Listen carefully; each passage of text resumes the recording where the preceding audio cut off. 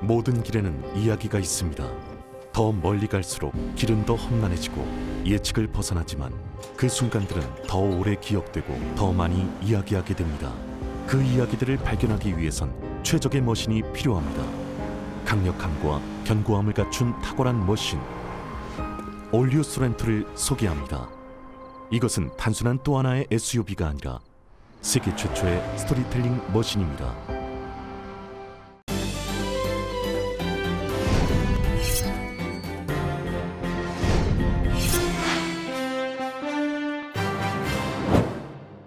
질병통제예방센터가 백신 접종을 마쳤을 경우 야외 마스크 착용 의무를 완화하는 지침을 발표했습니다. 이에 가주와 LA 카운티도 CDC 가이드라인에 따라 마스크 착용 지침을 완화하기로 했습니다. LA 카운티가 다음 주에는 한층 더 규제 완화된 옐로우 티어로 진입하면서 더 많은 비즈니스들이 영업 재개를 할 수 있게 됩니다. 오늘 플루탄 지역 91번 프리웨이에서 LAPD 경관이 3명의 사상자를 낸 용의자와 추격전을 벌이며 출근 시간 극심한 교통 혼잡이 빚어졌습니다. LA 총영사관이 오늘 아시안 증오범죄 방지를 위해 로컬 치안당국과 연대를 강화하는 한편 한흑 커뮤니티 갈등을 해소하는 데 힘쓰고 있다고 밝혔습니다. 조 바이든 행정부는 여름방학을 맞아 캠퍼스를 떠난 대학생들이 고향에서 신종 코로나 바이러스 감염증 백신 2회차 접종을 끝낼 수 있도록 거주 요건을 적용하지 않겠다고 밝혔습니다. 백악관은 오늘 신종 코로나 바이러스 감염증 백신에 대한 지식 재산권 면제를 고려 중이라고 밝혔습니다. 국무부는 오늘 중국 등 신종 코로나 바이러스 감염증으로 인한 여행 제한 국가의 학생, 학자 등에 대해 특정 자격을 갖춘 경우 예외적으로 미국 내 입국을 허용한다고 밝혔습니다.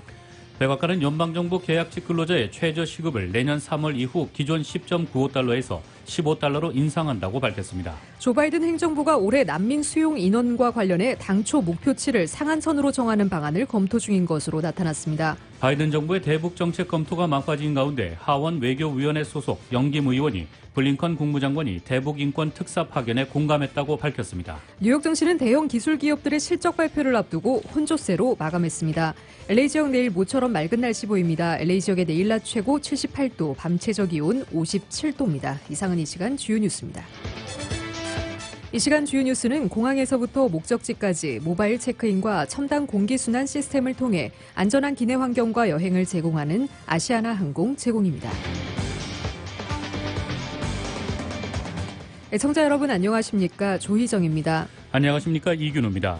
2021년 4월 27일 화요일 라디오 서울 이브닝 뉴스 1부입니다.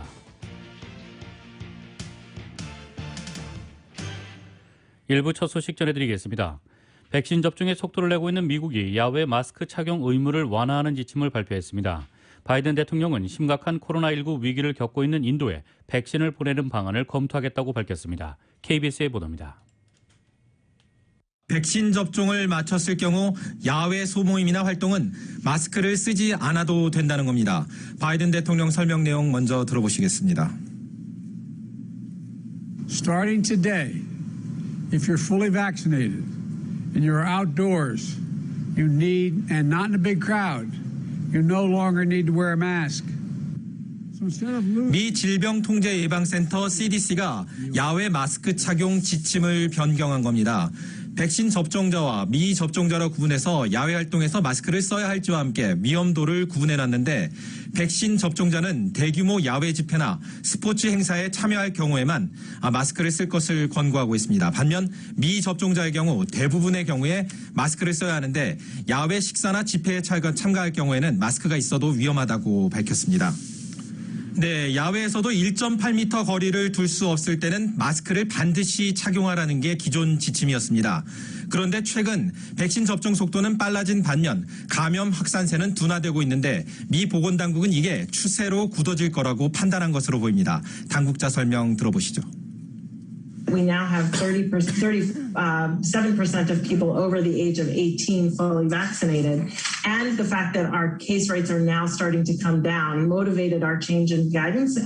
이 같은 지침 변화는 북반구 전역에서 기온이 오르면서 야외 활동이 본격화되는 가운데 나온 겁니다. 미국은 이제 사람들이 어느 정도 모여도 코로나19 사태를 관리할 수 있다는 자신감을 내비치고 있는 것으로 풀이됩니다. 네, 세계적인 백신 부족 사태 속에 미국의 높은 접종률은 부러움과 함께 공유 압박의 대상이었죠.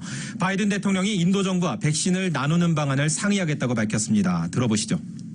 We're also I've discussed with him when we'll be able to send actual vaccines to India, which will be my intention to do. 바이든 대통령의 이 같은 발언은 아스트라제네카 백신 6천만 회분을 해외에 지원하겠다는 미국 정부 발표 하루 만에 나온 겁니다. 인도는 최근 코로나19 확진자는 물론 사망자가 폭증하고 있습니다. 이와 관련해 미국과 유럽연합 등은 일단 며칠 안에 의료용 산소와 치료제 등을 인도에 긴급 제공할 방침입니다. 지금까지 워싱턴에서 전해드렸습니다. 캘리포니아주와 LA 카운티가 27일 연방정부의 새로운 마스크 착용 가이드라인에 따라 마스크 착용 지침을 완화할 방침입니다. 주지사는 질병통제예방센터의 발표가 있은 뒤 가주정부도 CDC의 지침을 따라 마스크 착용 규정을 완화하겠다고 밝혔습니다. LA 카운티도 연방정부의 새로운 가이드라인에 따라 카운티의 마스크 착용 지침을 업데이트할 것이라고 밝혔습니다. 질병통제예방센터 CDC의 로첼 왈렌스키 국장은 오늘 백악관 브리핑에서 공개한 새 가이드라인에서 코로나 백신 접종을 완료한 주민들은 사람들이 많이 모여있는 장소를 제외하고는 실외에서는 더 이상 마스크를 착용하지 않아도 된다고 전했습니다. 왈렌스키 국장의 이번 결정은 코로나 감염률, 입원율과 사망률이 감소하고 백신 접종 횟수가 증가한 것과 더불어 한 연구 결과 야외에서의 바이러스 전파로 인한 감염 사고가 10% 이하인 점을 감안한 데 따른 것입니다. 해당 가이드라인에 따르면 백신 접종을 완료하지 않은 주민들에게도 경우에 따라 완화된 마스크 착용 지침이 적용됩니다. 백신 접종을 완료하지 않은 주민들도 앞으로 가족과 함께 외출해 걷거나 조깅하거나 자전거를 탈 때 마스크를 착용하지 않아도 됩니다. 백신 접종을 완료한 주민들의 경우 가족의 타인들과 함께 실외에서 어울릴 때에도 마스크를 착용하지 않아도 됩니다. 하지만 여전히 실내 활동과 실내 비즈니스, 실내 쇼핑몰, 이발소, 미장원 등에서는 마스크를 착용해야 하며 야외일지라도 사람들이 대규모로 집결하는 콘서트, 퍼레이드 혹은 스포츠 경기의 경우 백신 접종 여부와 관계없이 마스크를 계속 착용해야 합니다. 뉴섬 주지사는 주 당국이 CDC의 가이드라인을 검토한 결과 가주도 상식선에서 완화된 마스크 착용 가이드라인 지침을 따라가겠다고 밝혔습니다. 주지사와 카운티 보건국은 그러나 아직도 많은 주민들이 백신 접종을 받지 못한 데다 코로나 변이 바이러스도 남아있다는 점을 들어 적절한 장소에서 마스크 착용, 백신 접종과 같은 공공 예방 방안을 계속해서 지켜나가야 한다고 강조했습니다. LA 카운티의 코로나 감염률이 더 낮아져 일주일 후에는 옐로우 티어로 진입할 수 있게 되면서 더 많은 비즈니스들이 오픈할 수 있게 됐습니다. LA 카운티는 오늘 코로나 4단계 티어 시스템 중 가장 완화된 단계인 옐로우 티어 자격 조건을 축소했습니다. 주 당국의 데이터에 따르면 LA 카운티 주민 10만 명당 하루 신규 감염 건수는 1.9건으로 감소했으며 코로나 4단계 티어 중 가장 완화된 옐로우 티어 기준을 충족한 것입니다. LA 카운티는 앞으로 한 주간 해당 수치를 유지하면 오렌지 티어에서 옐로우 티어로의 진입이 가능합니다. 현재 LA 카운티는 식당, 영화관의 실내 수용 인원은 50% 그리고 실내 피트니스 센터의 수용 인원은 25%로 제한된 오렌지 티어에 있습니다. 옐로우 티어에 진입하게 되면 피트니스 센터, 카드룸, 와이너리 그리고 브리워리의 경우 현재 수용 인원의 25%에서 50%로 늘어나며 바 또한 수용 인원을 25%로 제한한 실내 영업이 가능해집니다. 다저스 스타디움의 수용 인원 또한 현재 33%에서 67%로 늘어나고 테마파크의 경우 수용 인원이 25%에서 35%로 늘어납니다. 오늘 플러튼 91번 프리웨이에서 LAPD 경관이 오늘 새벽 연달아 3건의 총기 사건을 벌여 3명의 사상자를 낸 용의자와 추격전을 벌이면서 이 지역 91번 프리웨이 교통이 통제돼 출근 시간 극심한 교통 혼잡이 빚어졌습니다. LAPD는 용의자가 탑승한 흰색 SUV 차량을 추격했으며 오늘 오전 4시 15분경 2대의 장갑차가 동원돼 용의자가 몰고 있던 SUV와 대체했습니다. 오늘 오전 5시경 경관들은 용의자의 SUV 차량에 진압가스를 살포했으며 용의자가 경관들을 향해 발포하면서 경관들의 대응 사격으로 이어져 경찰의 총에 맞은 용의자가 현장에서 숨졌습니다. 용의자는 오늘 새벽 불과 30분 동안 3건의 총기 사건을 저질러 주민 2명이 숨지고 1명이 부상했습니다. 오늘 새벽 12시 55분경 피게로아 스트릿과 엑스포지션 블루버드 지점에서 용의자가 피해자 차량에 접근해 여러 차례 총격을 가했으며 이로 인해 43세 남성이 부상했고 현재 상태는 안정적인 것으로 알려졌습니다. 이어 오늘 새벽 1시 23분경 유니버시티 파크 내 28가와 피게로아 스트릿의 스타벅스 드라이브 스루에서 차에 탄 25세 남성에게 수차례 총격을 가했으며 피해자는 현장에서 사망했습니다. 용의자는 이로부터 수분 후에 다운타운 7가와 피게로아 스트릿 빨간불 신호등에 정지한 검은색 에스컬레이드 차량 옆에 다가가 차에 탄 30세 남성에게 다시 한번 수차례 총격을 가했으며 피해 남성은 숨졌습니다.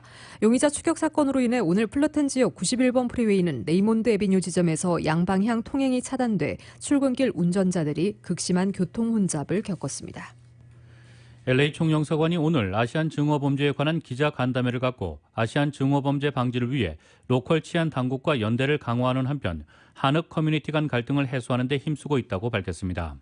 박경재 LA 총영사는 이날 간담회에서 아시안 증오범죄 방지를 위해 총영사관이 크게 3가지를 추진 중인데 첫 번째는 LAPD, LA 셰리프국 등 치안당국을 비롯해 LA 검찰청 또 연방수사국 FBI와 연대를 강화했다고 밝혔습니다.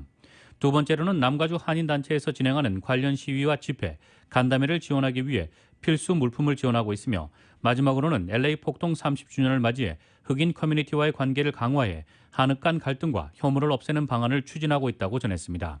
박경재 총영사입니다. 팬데믹 이후에 그 AAPI 자료는 2000년 3월부터 금년 2월 말까지 아시안 혐오범죄 건수가 3,795건으로 나와 있는데 그중에서 이제 한국인이 14.8%. 재외국민 보호를 담당하는 이용욱 영사는 한인들이 증오범죄 피해를 받게 된다면 이를 인권 문제로 접근해 인권국에 신고해달라는 의견도 내놓았습니다. 저의 개인적인 판단으로는 우선 그런 한인이라는 인종을 이유로 차별을 받았거나 범죄가 있었을 경우에는 우선 인권 문제로 접근을 하셔서 리포팅을 먼저 이제 인권국에 쉽게 받아주니까. LA 총영사관은 오는 29일에는 4.19 폭동을 되새기기 위해 한 흑인 커뮤니티 간의 간극을 줄이고 양측 간 협력 방안을 논의하는 실시간 온라인 행사를 개최할 예정입니다. LA 한인회가 한인타운을 관할하는 LA 카운티 홀리 미첼 슈퍼바이저와 함께 한인 시니어들을 대상으로 아시안 대상 증오범죄에 대한 경각심을 높이고 생활을 지원하기 위한 푸드뱅크 행사를 28일 오전 10시부터 LA 한인회관에서 실시합니다. 이날 행사에서는 선착순 200명에게 증오범죄 대처 소책자와 호루라기, 그리고 계란, 감자, 과일, 야채 등 식료품이 무상으로 제공될 예정입니다. 뱅크오버프의 올 1분기 순이익이 껑충 뛰었습니다. 오늘 공개된 올 1분기 실적에서 뱅크오버프는 올 1분기에 순이익 4,370만 달러, 주당 순이익 35센트를 기록해 전분기보다 순이익이 54%가 늘고 1년 전보다는 68%가 뛰었습니다. 2차 PPP 펀딩에 힘입어 1분기에 신규 대출액을 8억 4,700만 달러로 끌어올렸으며 1분기 총 대출은 137억 달러로 1%가 늘었습니다. 예금은 143억 달러를, 자산은 172억 달러를 기록했습니다. 케빈 김 뱅크 오브 해프 행정은 2020년에 은행 운영 시스템을 개선한 것이 올 1분기에 좋은 실적을 올리는 데 밑거름이 됐다고 밝혔습니다. 한미은행이 올 1분기에 순이익이 늘어나고 예금고가 성장하면서 실적 호조를 보였습니다. 오늘 공개된 1분기 실적에 따르면 한미은행은 올 1분기에 순이익 1,670만 달러, 주당 순이익 54센트로 전분기보다 순이익이 240만 달러 늘었습니다. 또 지난해 1분기와 비교하면 순이익이 7배가 늘었습니다. 대출은 48억 2천만 달러로 전분기보다 소폭 줄었지만 PPP론을 제외하면 사실상 분기별 변동이 없는 셈입니다. 예금은 55억 1천만 달러로 전분기보다 4.5%가 늘었습니다. 반일이 한미행장은 견실한 대출 실적과 예금고 성장으로 올해 첫 분기 좋은 출발을 했다며 올 한 해 한미은행이 그동안의 팬데믹 침체에서 벗어나 좋은 실적을 이어갈 것으로 기대한다고 밝혔습니다. 현대자동차의 고성능 브랜드 N이 SUV 라인업을 넓혔습니다. 이 현대자동차는 오늘 온라인을 통해 현대 N데이 행사를 개최하고 코나 N을 세계 최초로 공개했습니다. 코나 N은 현대자동차의 첫 번째 고성능 SUV 모델로 기존 N 브랜드 라인업에 SUV의 실용성을 갖춘 모델을 더함으로써 고성능을 추구하는 고객들에게 선택의 폭을 넓혀줄 것으로 기대됩니다. 게임을 연상시키는 그래픽 인터페이스가 탑재됐으며 역동적인 운전 몰입감을 제공합니다. 현대자동차 연구개발본부장 알버트 비어만 사장은 N은 현대자동차 고성능 기술을 통해 양산차의 성능을 견인해오고 있다며 앞으로도 고성능을 원하는 고객의 요구에 발맞춰 끊임없는 도전하고 발전해 나갈 것이라고 말했습니다. 이날 행사에서는 N의 새로운 브랜드 슬로건 Never Just Drive를 소개했습니다. 전기, 수소, 연료 등 점차 다변화되는 자동차의 동력원에도 변치 않는 운전의 즐거움을 지속적으로 추구하겠다는 N 브랜드의 철학입니다. 현대자동차는 월드랠리 챔피언십과 같은 세계 최정상 모터스포츠 무대를 통해 축적한 기술을 바탕으로 고성능 브랜드 N을 런칭한 후 17년 i30N, 18년 벨로스터 N에 이어 27일 공개한 코나 N까지 고성능 N 라인업을 지속적으로 확장하고 있습니다.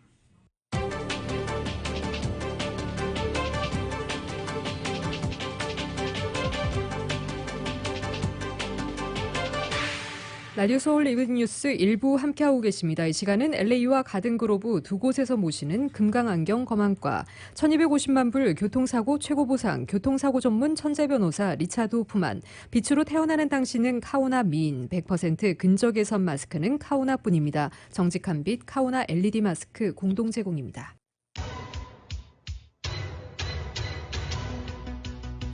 라디오 서울 이브닝 뉴스 일부 함께하고 계신 지금 시각 LA 시각으로 5시 19분입니다.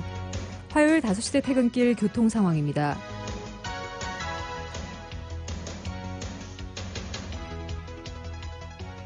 10번 프리웨이 이스트 방향입니다. 가브리엘 블루버드 구간에서 5시 9분경 발생한 추돌 사고로 이 구간 정체 심하게 이루어지고 있습니다. 사고 구간인 생가브리엘 블루버드 구간부터 정체 시작돼 델마 에비뉴부터 8마일대로 제자리 걸음 중입니다. 710번 놀스와 교차 지점을 지나 이스턴 에비뉴와 교차되는 지점까지 6에서 14마일대로 정체 심해지고 있습니다. 또 그 전 구간 푸엔테 에비뉴부터 발두인 에비뉴 구간도 오늘 3마일에서 18마일대로 심한 정체 현상 보이고 있습니다. 710번 사우스 방향 애틀란틱 블루버드 구간부터 16마일대로 속도 떨어지고 있고요. 60번 웨스트와 교차되는 지점까지 6에서 16마일대로 정체 심한 상태입니다. 110번 프리웨이 놀스 방향입니다. 구가 스트릿 구간부터 11마일대로 정체 심한 상태입니다. 마틴 루터킹 블루버드와 교차 지점까지 7에서 15마일대. 반대 110번 사우스 방향 버논 에비뉴부터 15마일대 정체 시작으로 오늘 일반 레인 쪽 정체 심한 상태입니다. 101번 사우스와 교차되는 지점까지 7마일에서 18마일대로 가다서다를 반복하고 있습니다. 5번 프리웨이 사우스 방향입니다. 워싱턴 블루버드부터 14마일대로 정체 심해지고 있습니다. 이 구간부터 10번 웨스트와 교차되기 바로 전 구간 60번 이스트와 교차되는 지점까지 8마일에서 19마일대로 가다서다를 반복하고 있습니다. 또 스테디움 웨이부터 18마일대 정체 시작으로 로스펠리스 블루버드와 교차 지점도 18마일에서 20마일대로 속도 떨어지고 있습니다.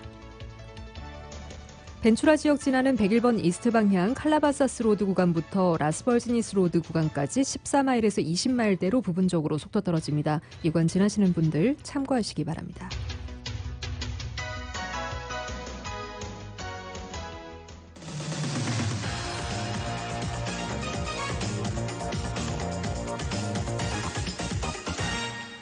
여러분께서는 라디오 서울 이브닝 뉴스 일부 함께하고 계십니다.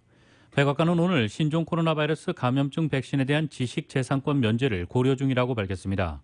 젠사키 백악관 대변인은 브리핑에서 이미 제한된 지식재산권 면제를 지지하는 등 전 세계의 가장 저렴한 비용으로 백신 생산, 공급을 극대화하기 위한 방안을 고려하고 있지만 결정된 것은 없다고 밝혔습니다. 사키 대변인은 다양한 방법이 있고 지금은 지재권 면제 그 방법의 하나지만 우리는 뭐가 가장 합당한지 평가해야 한다며 미국 당국자들은 미국에서 백신 생산을 증대시키는 게 더 효과적일지 검토하고 있다고 말했습니다. 미국이 주도하는 코로나19 백신에 대한 지재권 적용 중단으로 개발도상국까지 이를 공유해 대유행 퇴치에 나설지 미국 내 백신 생산량을 늘려 이를 다른 나라와 공유할지 정책 검토를 하고 있다는 뜻으로 해석되고 있습니다. 앞서 인도와 남아프리카 공화국은 코로나19 백신, 치료제와 관련한 지재권 규정 적용을 일시 면제해 줄 것을 세계무역기구에 제안한 상황입니다. 정치권과 비영리 단체들은 인도 등이 감염 급증에 직면함에 따라 빈국들이 대유행을 억제하는 데 도움이 되도록 바이든 정부가 백신에 대한 일시적인 특허 포기를 지지하라는 압력을 높이고 있습니다. 지금까지 미국 등 선진국은 개도국이 백신을 생산할 수 있게 제약사들의 지재권을 면제하라는 제안에 WTO에서의 협상을 차단해왔습니다. 지재권 면제 찬성파는 이달 30일 이 문제에 대한 WTO의 후속 회의를 앞두고 미국의 입장을 바꾸라고 촉구하고 있습니다. 반면 반대론자들은 WTO의 지식재산권 협정 면제가 백신의 안전성을 떨어뜨릴 수 있고 새로운 장소에서의 생산은 기존 생산에서의 생산 증대에 필요한 자원을 약화시킬 수 있다고 지적하며 맞서고 있습니다. 이와 관련해 캐터린 타이 무역대표부 대표는 전날 백신 제조업체인 화이자, 아스트라제네카 측과 만나 이를 논의했지만 제약사들이 지재권 적용 중단보다는 백신 양산과 보급 확대를 주장하며 반대한 것으로 알려지고 있습니다. 조 바이든 행정부는 오늘 여름방학을 맞아 캠퍼스를 떠난 대학생들이 고향에서 신종 코로나 바이러스 감염증 백신 2회차 접종을 끝낼 수 있도록 거주 요건을 적용하지 않겠다고 밝혔습니다. 앤디 슬라빗 백악관 코로나19 대응팀 선임 고문은 오늘 브리핑에서 행정부는 연방 약국 프로그램을 통해 백신을 배포하는 약국들이 대학생에게 거주 요건을 적용하지 않도록 보장하겠다고 말했습니다. 이를 통해 대학생들이 다른 곳에서 1회차 접종을 받았더라도 고향집에서 2회차 접종을 받게 한다는 것입니다. 이는 캠퍼스가 있는 지역에서 1회차 접종을 한 대학생들이 2회차 접종일 전에 학기가 끝나 집으로 돌아갔을 때 거주지 요건 때문에 두 번째 접종을 못할 수 있다는 우려를 해소하기 위한 대책입니다. 슬라빗 고문은 또 대부분의 약국은 어디에서 첫 번째 백신을 접종했든 상관없이 두 번째 백신을 제공할 것이라고 말했습니다. 앞서 제프 자이언츠 백악관 코로나19 조정관과 주지사들 간의 이날 주례 통화에서도 학기 말 대학생들의 백신 접종 문제가 제기된 바 있습니다. 슬라빗 고문은 모더나 또는 화이자 2차 백신을 접종해야 할 많은 학생이 여름철에는 다른 주에서 2회차 주사를 맞아야 할 수 있기 때문에 주지사들에게 큰 관심의 대상이라고 말했습니다. 신종 코로나 바이러스 감염증 백신 접종이 속도를 내는 미국에서 각종 문화시설도 운영 정상화를 서두르고 있습니다. 뉴욕 타임스에 따르면 코로나19 사태로 운영이 중단된 워싱턴 DC의 스미스소니언 박물관이 산하 8개 전시시설의 문을 다음 달부터 다시 연다고 보도했습니다. 국립항공우주박물관의 젠틸리 센터는 다음 달 5일 국립초상화 갤러리와 국립흑인역사문화박물관, 미국 미술관과 분관인 랜웨 갤러리는 다음 달 14일에 재개장합니다. 국립역사박물관과 국립동물원 등은 다음 달 21일에 다시 관객 입장을 허용키로 했습니다. 스미스소니언 박물관은 지난해 코로나19 사태 발생 직후 전시시설의 운영을 잠시 중단한 뒤 운영을 재개했지만 지난해 11월 2차 감염 사태를 계기로 다시 문을 닫았습니다. 스미스소니언 박물관은 일단 수용 인원의 25% 이내에서 관람객을 받은 뒤 단계적으로 입장객의 수를 늘릴 계획입니다. 한편 미국의 각 주 정부들도 코로나19 백신 접종에 따라 공연이나 집회 등에 대한 규제 완화에 나섰습니다. 지난해 뉴욕과 함께 최악의 코로나19 발생지였던 뉴저지는 다음 달 10일부터 결혼식과 장례식, 정치 집회 등의 참석 인원 상한을 수용 인원의 35%에서 50%로 늘리기로 했습니다. 결혼식과 학교 졸업 무도회 등에선 참석자들이 춤을 추는 것도 허용키로 했습니다. 이와 함께 실외 공연의 경우 사회적 거리 두기 등 방역 조치를 준수한다는 전제 아래 관객의 수를 500명까지 늘리기로 했습니다. 미 국무부는 오늘 중국 등 신종 코로나 바이러스 감염증으로 인한 여행 제한 국가의 학생, 학자 등에 대해 특정 자격을 갖춘 경우 예외적으로 입국을 허용한다고 밝혔습니다. 국무부는 이날 성명에서 토니 블링컨 장관은 미국으로의 합법적 여행을 촉진하겠다는 약속에 따라 현재 시행되는 모든 지역적 여행 제한에 몇 가지 국익 면제를 적용하기로 했다고 말했습니다. 이는 국익에 도움이 되는 대상자에게 제한을 면해주는 조처입니다. 국무부는 가을에 학업을 시작하려는 학생, 특정 학자, 언론인과 지리적으로 코로나19 제한에 영향을 받는 국가에서 중요한 인프라 지원을 제공하는 개인은 이제 국익 면제를 적용받을 수 있다고 말했습니다. 국무부는 또 여기에는 브라질과 중국, 이란 또는 남아프리카 공화국에 거주한 적격 지원자가 포함된다고 말했습니다. 8월 1일부터는 F1과 M1 비자를 가진 학생과 특정 학자나 중요 인프라에 대한 필수 지원을 제공하는 이들은 예외를 적용받을 자격이 있으며 해당 국가에서 예외 자격을 갖추지 못한 이들은 여전히 미 입국이 제한됩니다. F1 및 M1 비자는 비이민 비자로 F1 소지자는 학업, M1 소지자는 직업 과정을 밟습니다. 앞서 조 바이든 행정부는 지난달에는 유럽연합과 영국 학생들에 대해 마찬가지로 제한을 완화한 바 있습니다. 웨스트버지니아주가 신종 코로나 바이러스 감염증 백신을 맞는 35살 이하 청년층에 $100를 주기로 했습니다. 오늘 뉴욕타임스에 따르면 공화당 소속인 짐 저스티스 웨스트버지니아 주지사는 전날 회견을 통해 백신을 맞는 16에서 35세 주민에게 $100를 준다며 이미 맞은 이들에게도 적용된다고 밝혔습니다. 웨스트버지니아에는 해당 연령층이 38만 명 정도 있으며 재원은 작년 3월 의회를 통과하고 트럼프 당시 대통령이 서명했던 2조 2천억 달러 규모 경기부양법으로 마련됩니다. 저스티스 주지사는 해당 법으로 이러한 지원이 가능한지에 대한 검토를 마쳤다고 부연했습니다. $100는 현금이 아닌 예금 증서입니다. 뉴욕타임스는 수령자들이 나중에 이자와 함께 $100를 찾을 수 있다고 설명했습니다.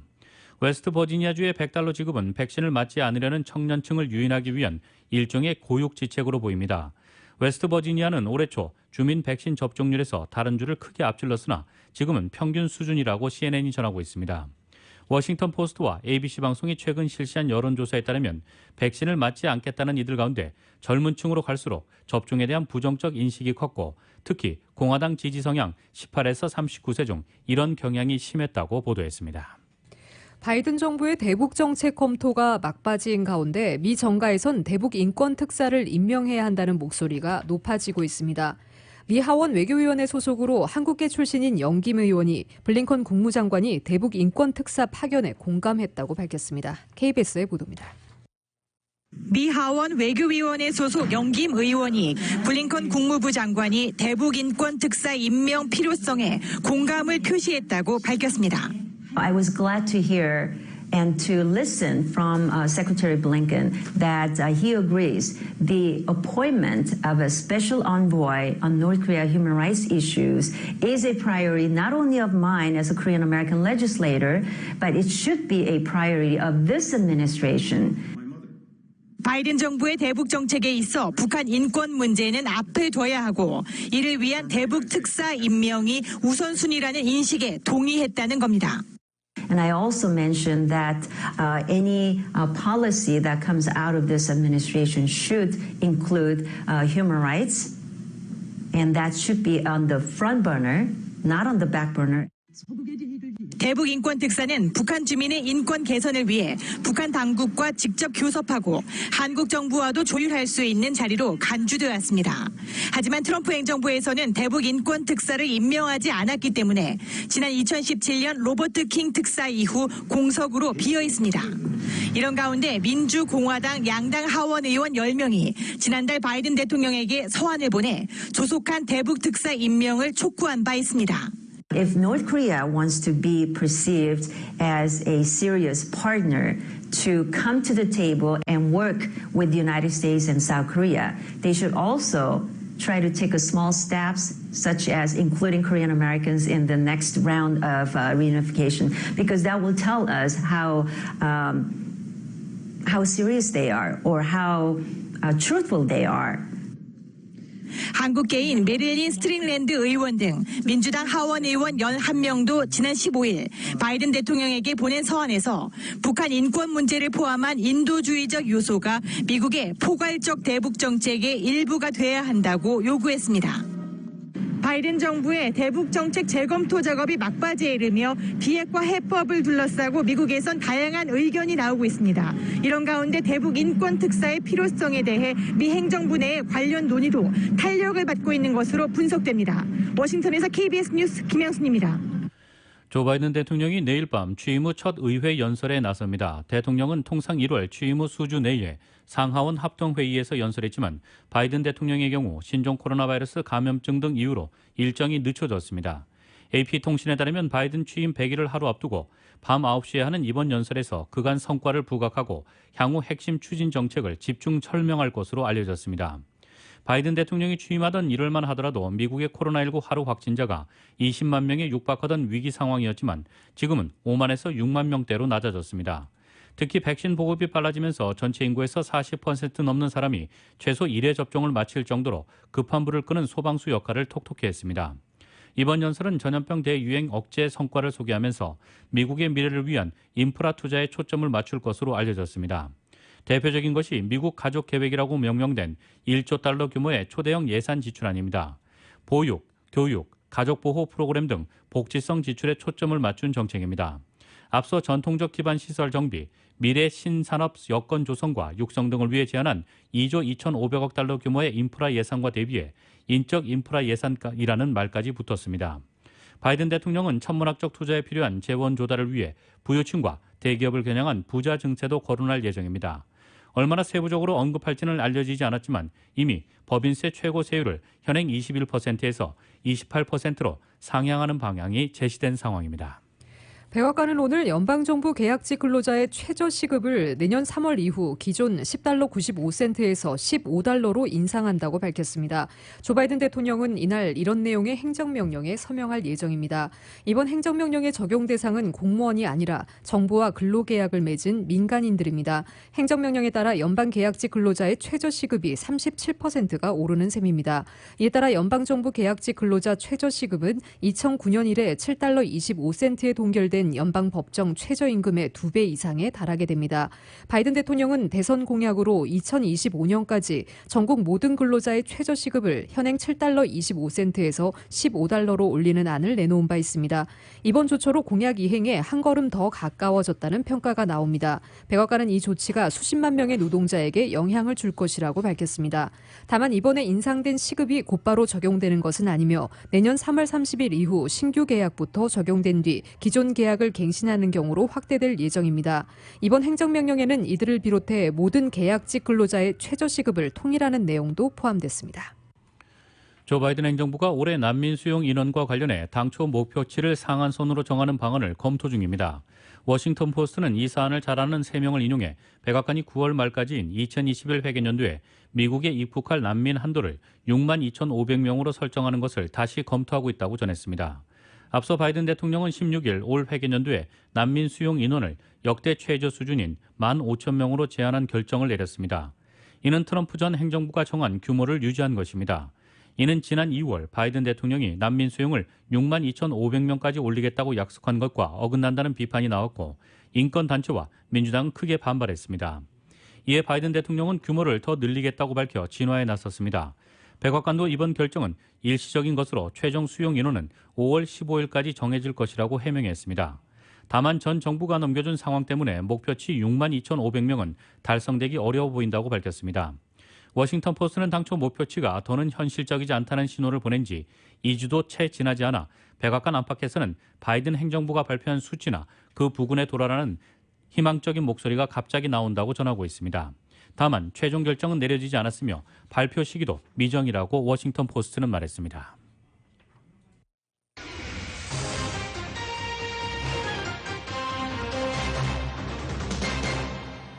로컬스 시간까지 전해드리겠습니다. USC도 올 가을학기 대면 수업을 재개하기 전에 재학생과 교수, 교직원들의 코로나 백신 접종을 의무화하기로 했습니다.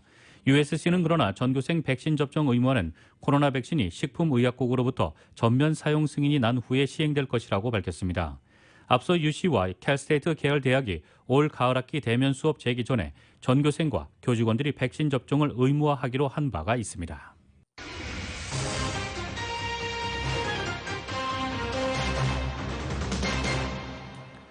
여러분께서는 라디오 서울 이브닝 뉴스 1부 함께하고 계십니다. 한국 소식 전해드리겠습니다. 문재인 대통령은 4.27 판문점 선언 3주년을 맞아 이제 다시 평화의 시계를 돌릴 때라며 남북관계 진전에 강한 의지를 내비쳤습니다.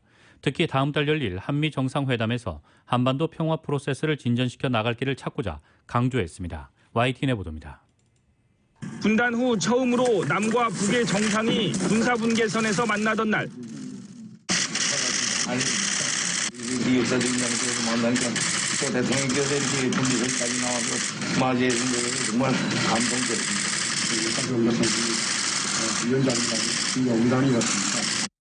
배석자 없이 단 둘이 대화를 나눈 도보다리 회담까지 마친 남북 정상은 한반도의 완전한 비핵화를 약속하는 4.27 판문점 선언을 이뤄냈습니다.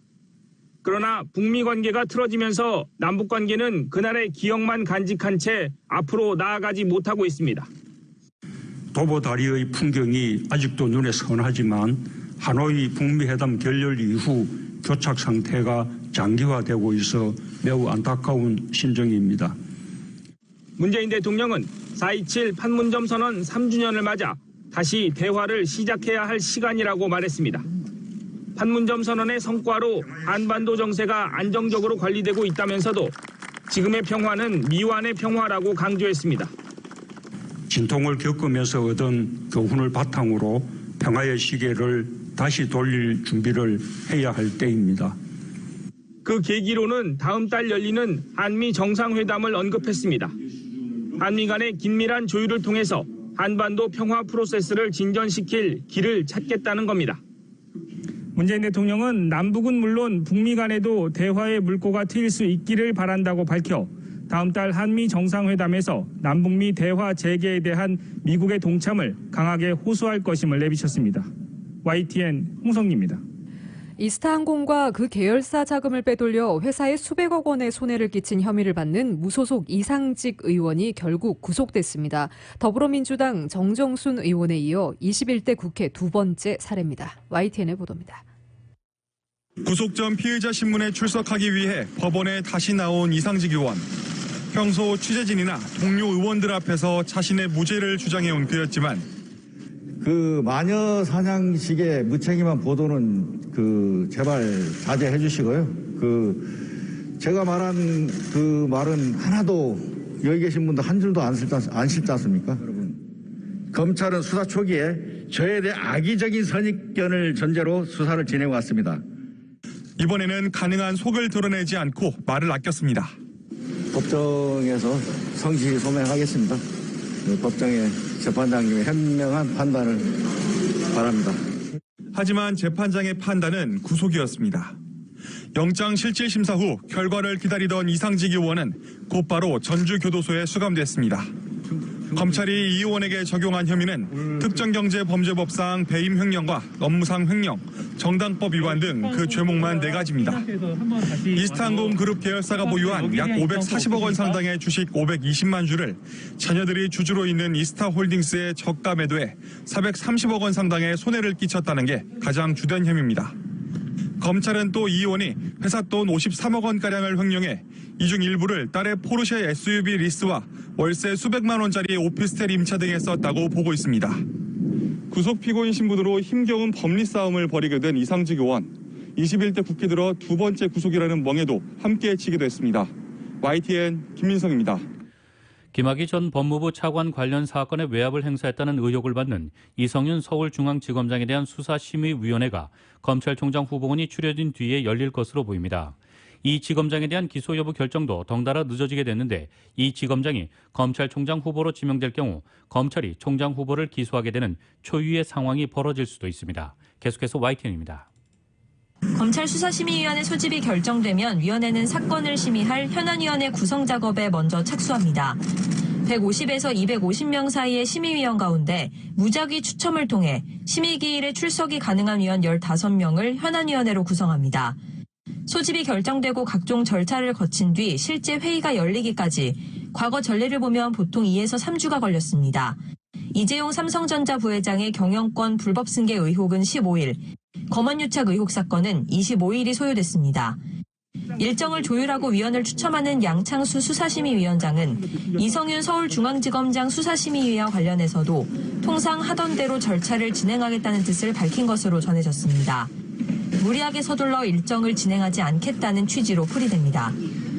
이 지검장 수사심의위원회 일정은 차기 검찰총장 인선과 맞물려 그 어느 때보다도 관심이 집중되고 있습니다.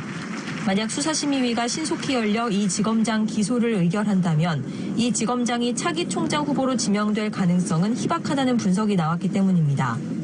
그러나 검찰총장 후보추천위원회가 당장 하루 앞으로 다가온 만큼 양 위원장 뜻대로라면 수사심의위는 총장 후보추천위원회 이후에 열릴 것으로 보입니다.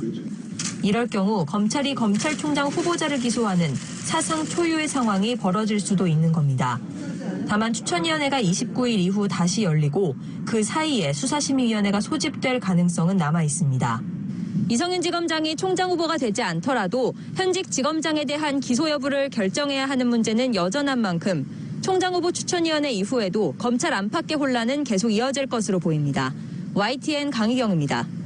오세훈 서울시장이 광화문 광장 재구조화 사업을 중단 없이 계속하겠다고 밝혔습니다. 예산 낭비를 막고 행정의 연속성도 존중하겠다는 취지인데요. 오 시장은 다만 새 광화문 광장의 역사성과 완성도는 더 높이겠다고 말했습니다. YTN의 보도입니다. 광화문 광장 재구조화 사업에 대한 오세훈 서울시장의 숙고급 결론은 공사 계속이었습니다. 시민의 세금을 한 푼이라도 헛되이 사용하고 소홀히 해서는 안 된다는 것. 바로 이것이 서울시장의 책무라고 생각합니다.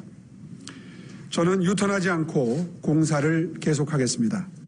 오 시장은 대신 역사성과 완성도를 높이는 방향으로 공사를 보완하겠다고 밝혔습니다. 이에 따라 일제강점기 때 훼손된 경복궁합 월대와 육조거리 흔적이 복원됩니다. 광장 주변의 연계를 통한 상생 전략도 추가됐습니다. 하지만 설계를 변경해야 하기 때문에 10월로 예정된 완공은 한두 달 미뤄질 수 있습니다.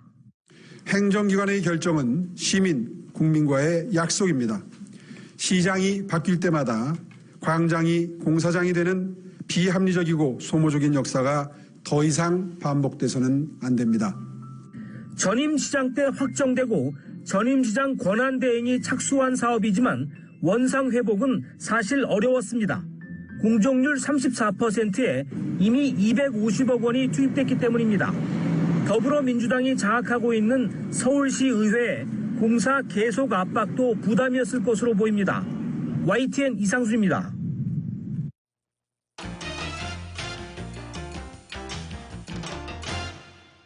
뉴욕 증시는 대형 기술 기업들의 실적 발표를 앞두고 혼조세로 마감했습니다. 오늘 뉴욕 증권거래소에서 다우지수는 전장보다 3.36포인트, 0.01% 오른 33,984.93의 장을 마쳤습니다. S&P 500 지수는 전장보다 0.90포인트, 0.02% 떨어진 4,186.72를, 기술주 중심의 나스닥 지수는 48.56포인트, 0.34% 떨어진 14,090.22로 마감했습니다. 투자자들은 이날 발표될 대형 IT 기업들의 실적 발표와 다음날 나오는 연방준비제도의 연방공개시장위원회 정례회의 결과를 주시했습니다. 긍정적인 기업 실적에도 밸류에이션 부담 등으로 주가는 크게 오르지 못하는 모습입니다. 팩트셋에 따르면 실적을 발표한 기업 중 58%만이 분기 실적을 발표한 날 오름세를 보였습니다. 뉴욕 증시 전문가들은 높은 주가 밸류에이션에도 불구하고 주가가 추가 상승할 여지가 있다고 진단했습니다. 뉴욕 유가는 석유 수출국 기구와 러시아 등 비오펙 주요 산유국들의 협의체인 오펙 플러스가 감산 완화 방침을 유지하기로 한 가운데 상승했습니다. 뉴욕 상업거래소에서 서부 텍사스산 원유 가격은 전장보다 1.03달러 오른 배럴당 62.94달러에 거래를 마쳤습니다. 유가는 오펙 플러스가 내달부터 석 달간 순차적으로 원유 생산량을 늘리기로 한 지난 정례회의 합의를 유지하기로 했다는 소식에 강세를 보였습니다. 인도를 중심으로 코로나19가 재확산하고 있지만 백신 접종이 진행되면서 세계 경기가 회복됨에 따라 원유 수요가 되살아날 것이라는데 더 무게를 둔 셈입니다. 당초 오펙 플러스 장관급 감시위원회 회의는 내일로 예정돼 있었으나 회의는 하루 앞당겨져 결과도 하루 일찍 나왔습니다. 오펙 플러스의 다음 회동은 오는 6월 1일로 잡혔습니다. 오펙 플러스 회원국들은 이날 결과에 따라 예정대로 오는 7월까지 하루 감산량을 총 218만 배럴 이상 완화합니다. 이 오펙 플러스는 이달 1일 회의에서 5월부터 3월에 걸쳐 기존에 합의한 감산 규모를 단계적으로 줄이는 방식으로 산유량을 점진적으로 늘리기로 한 바 있습니다. 애널리스트들은 오펙 플러스가 인도와 일본에서의 코로나19 재확산 우려로 감산 완화 방침을 연기해 유가를 떠받칠 것으로 예상했습니다. 그러나 오펙 플러스는 올해 세계 원유 수요가 하루 600만 배럴까지 증가할 것으로 예측해 원유 수요에 대한 기대를 유지했습니다. 여기에 미국의 원유 수요도 빠르게 회복되고 있어 기존 수요 전망은 여전히 유효합니다. 미국 최대 은행인 JP모건 체이스가 이르면 7월까지 미국에서 근무하는 모든 인력을 사무실로 불러들인다고 밝혔습니다. 월스트리트의 금융회사들은 지난해 신종 코로나 바이러스 감염증 사태 이후 대부분 재택근무를 도입한 상태입니다. 이번 결정으로 JP모건은 미국에서 직원들의 사무실 복귀를 의무화하는 첫 번째 대형 은행이 됐습니다. JP모건은 이날 임직원들에게 보낸 메모에서 미국의 코로나19 백신 접종이 2억 회 목표를 돌파하고 점점 더 많은 주와 도시가 영업 제한을 완화함에 따라 현행 50%의 실내 점유율 제한을 조건으로 5월 17일 모든 미국 내 직원들에게 사무실 문을 열 것이라고 말했습니다. 이어 우리는 7월 초까지 미국에서 일하는 모든 직원이 순환 근무 일정에 따라 사무실에 있을 것으로 예상한다. 다며 이 경우에도 50% 제한과 사회적 거리두기 등의 방역 규정을 지켜야 한다고 통보했습니다. 앞서 지난해 8월 JP모건은 직원들을 나누어 날짜별로 사무실과 자택에서 번갈아 근무하는 순환 근무 체제를 도입하겠다는 의사를 밝힌 바 있습니다. JP모건 외에 다른 미국의 대형은행들도 직원들의 사무실 출근 재개를 검토 중입니다. 시티그룹은 7월 초부터 더 많은 직원을 사무실로 불러들이기 시작할 예정이라고 밝혔고 웰스파고는 오는 9월 좀 더 정상적인 영업 모델을 희망한다고 밝혔습니다.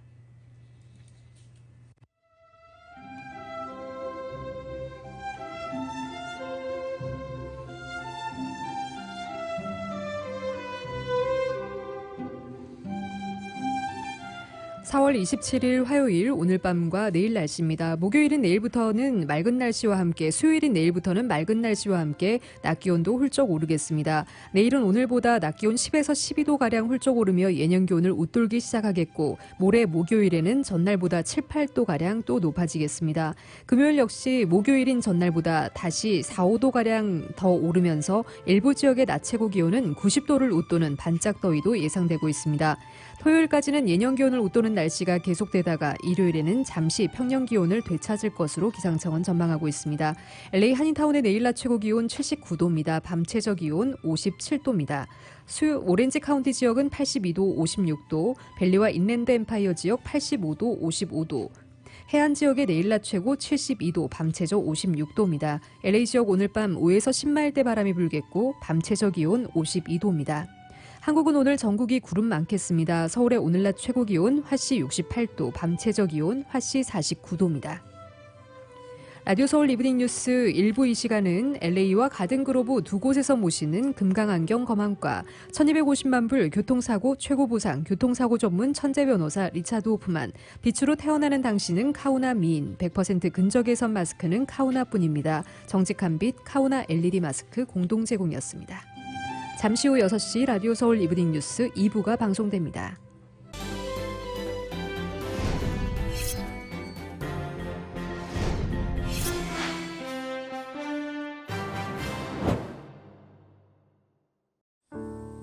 친구, 마음을 나누는 가족이지. 젊을 때나 지금이나 함께 같은 세월을 살아가는 게 참 소중해. 한결같이 옆에서 성실하게 있어줘서 든든해. 한 번 더 걷고 한 번 더 웃어야지 건강하게. 아프지 말고 넘어지지 말고 건강하게 신영 화이팅! 한결같은 성실함으로 건강 버팀목이 되어주는 서울 메디칼 그룹.